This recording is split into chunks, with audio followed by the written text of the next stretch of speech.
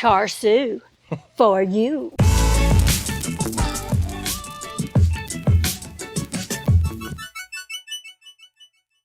Man, oh man, talk about a different venue. Welcome back to the FOGO Life. As you know, I'm host Captain Ron. We are here with Miss Tina Cannon. Hi, Tina. Hey. Hey. So we're here in Tina's own kitchen studio at her home in Georgia, okay? And now you said you had a great idea of what we could do for this pork belly, right? That's right. What do you got? What are we gonna do? We're gonna make Char Siu Banh Mi. Char Siu Banh Mi. That's not traditional, is it? No. We're bucking tradition. We're going with Char Siu Banh Mi. So we're gonna cook the pork belly, coat it in that Char Siu sauce then? Yes. Oh, and I'm gonna show you how to make good Char Siu. Oh, yes. I can't wait. You hit a soft spot with me. It's one of my favorites, is Char Siu. So I think we should get started. All right. All right. Like we said, we're going to make Banh Mi sandwiches. I wonder if everybody knows what a Banh Mi sandwich is. Well, if they don't, I'm gonna tell you. Please tell us. It's a Vietnamese sandwich that's served on really, really nice crusty bread. Ooh. Get a nice crust on the outside and it's so tender and soft on the inside. Cool. And it's grilled pork traditionally. All right. And that's what we're gonna use pork belly for. Pork belly, that is. 'Cause pork belly rocks. Now this pork belly is already skinned. Some people leave it on, but that's kind of can get really, really crispy and tough. We want a tender sandwich. Right. So when you cut it, you're gonna cut it, looks just like bacon, right?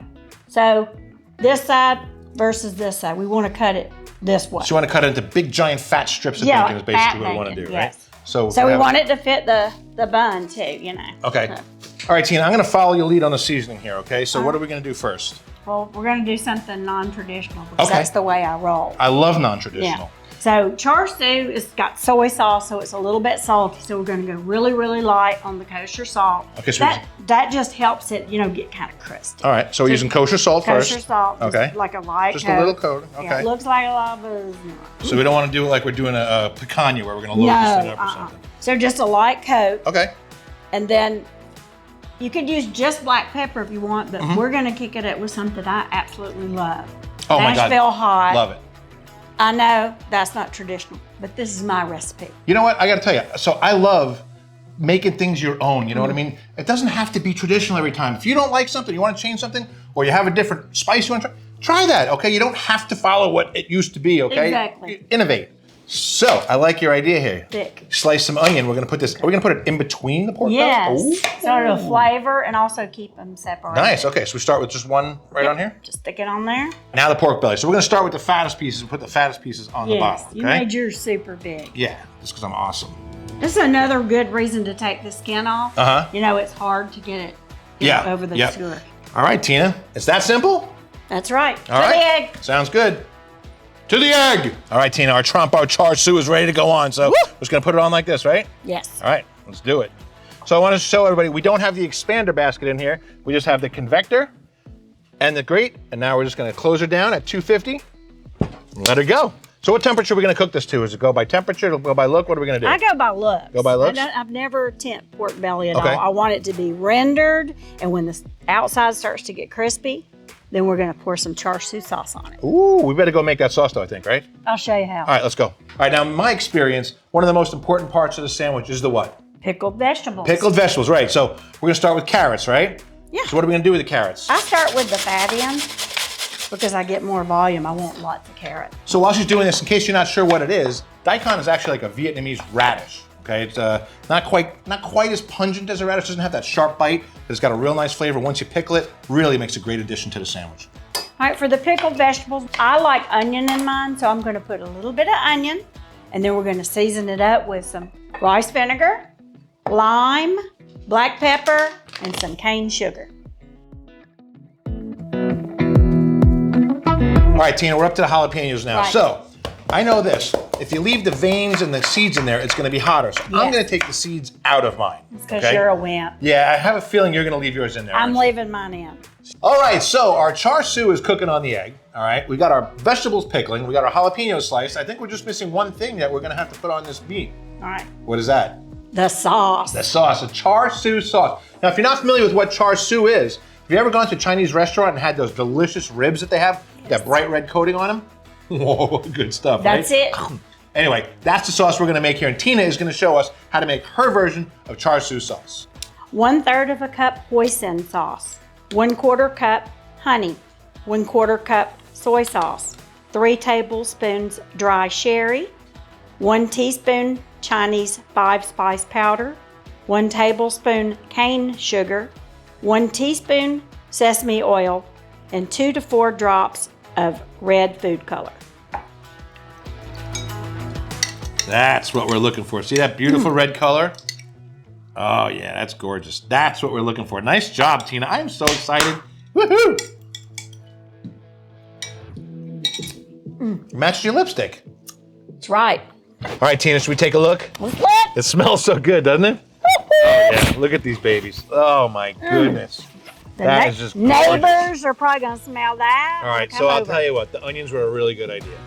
They look, and you know why? Because they're gonna. I know they don't go on the sandwich, but I'm putting mine on the sandwich. I'm putting mine on the sandwich too. Yeah. All right, let's go take these inside and let's sauce them up. Sauce them up. So here we are back inside. Set that there, and this is the sauce we're going to pour right over it. It's my sauce. It's our sauce. It's very, very territorial.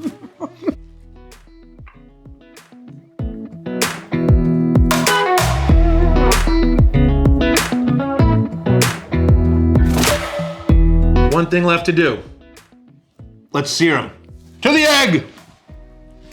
We're gonna bring them back down here. We're gonna put them on direct, just for a little while. We just wanna put a little char on them. So, I'm gonna take the convector out, and we're gonna go direct for a little while with this.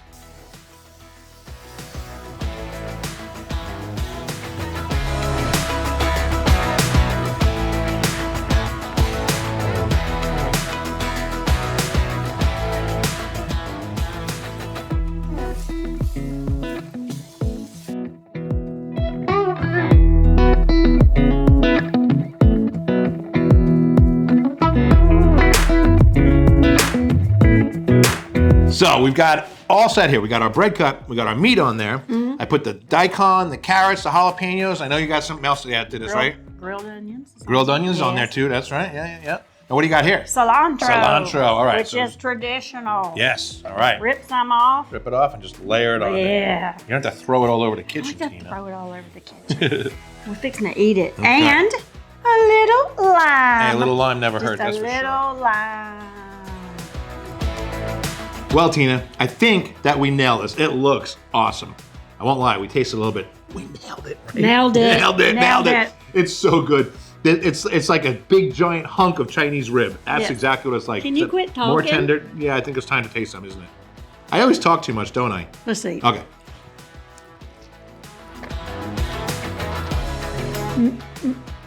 Oh my God.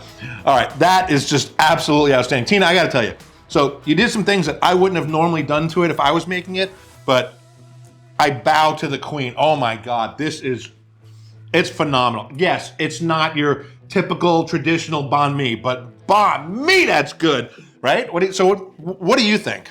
I think it's delicious, but It I is made delicious. my recipe. I know. She's like, can we finish? I want to eat more. I want to eat more. I said, wait a minute, we're filming here. So it's outstanding, guys. It's really simple. I know there's a couple steps to the process, but it's really simple, right? Yes. Yes, she's like, just finish, I want to eat. Yeah. Anyway, listen, while we got you here, hit her up on Instagram, find her everywhere. Tina Cannon Cooks, okay? Right, you're on Instagram, you're on TikTok, you're on, what else? Twitter. Twitter.